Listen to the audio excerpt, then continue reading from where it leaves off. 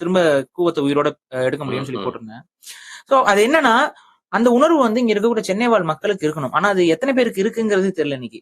சென்னையில நம்ம வந்து இருக்கோம். நம்ம எங்கெங்கயோ ஏதோ ஊர்ல இருந்து எல்லாம் வந்து இங்க செட்டில் ஆயிருக்கோம்.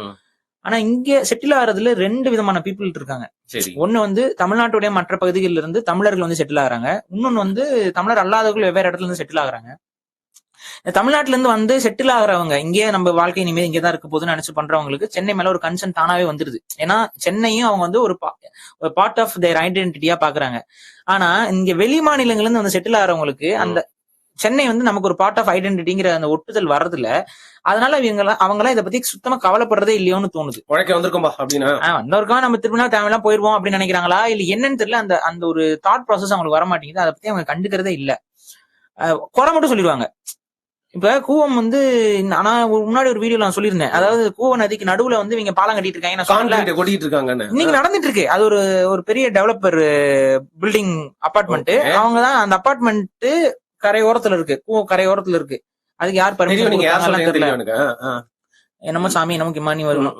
அந்த அபார்ட்மெண்ட் என்ன பண்றாங்கன்னா அப்படியே மண் எடுத்து அவங்களோட பழைய கன்ஸ்ட்ரக்ஷன் மண் இதெல்லாத்தையும் எடுத்து கூவத்துக்கு நடுவுல போட்டு அதை லேண்ட் ஆக்கிட்டு இருக்காங்க.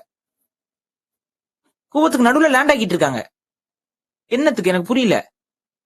அது எப்படி கவர்மெண்ட் அது எல்லாருக்கும் கண்ணுக்கு விசிபிளா இருக்கு.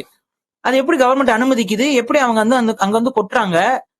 இப்ப நாளைக்கு வெள்ளம் வருது அப்படின்னா அந்த இடத்துல நீங்க ஃபுல்லா லேண்ட் ஆக்கிருந்தீங்கன்னா அந்த இடத்துல வந்து தண்ணி பட்டுட்டு என்ன ஆகும்? சைட்ல ஃபுல்லா மக்கள் வாழ்ற பக்கத்துக்கு ஸ்ப்ரெட் ஆகும். எப்படி நீங்க கண்ட்ரோல் பண்ணுவீங்க? முதல்வர் ஸ்டாலின் அவர்கிட்ட கேக்குறாங்க, சார் மழை பெய்யுது தண்ணி தேங்கி இருக்குன்னா அவர் என்ன சொல்றாரு? எங்க தேங்கி இருக்கு அப்படிங்கிறாரு. சரி ஓகே, சரி வாங்க சார் வண்டியில ஏறுங்க சார், கூட்டிட்டு போய் காட்டுறேன் அப்படின்னு சொல்லி காட்டணும். அதை ஏன் கேட்க மாட்டேங்கிறீங்க பத்திரிகையாளர்கள்? எங்க தேங்கி இருக்குன்னு பத்திரிகையாளர்கள் தெரியுது, பாத்துட்டு வந்தானே கேள்வி கேட்கறீங்க. அவர் எங்க தேங்கி இருக்கு அப்படின்னம்னா சொல்ல வேண்டியதானே, இந்த தெருவுல இந்த நம்பர்ல இங்க இருக்கு பாருங்க, இந்த பாருங்க தேங்கி இருக்கு, இன்னைக்கு எடுத்த போட்டோ பாருங்க,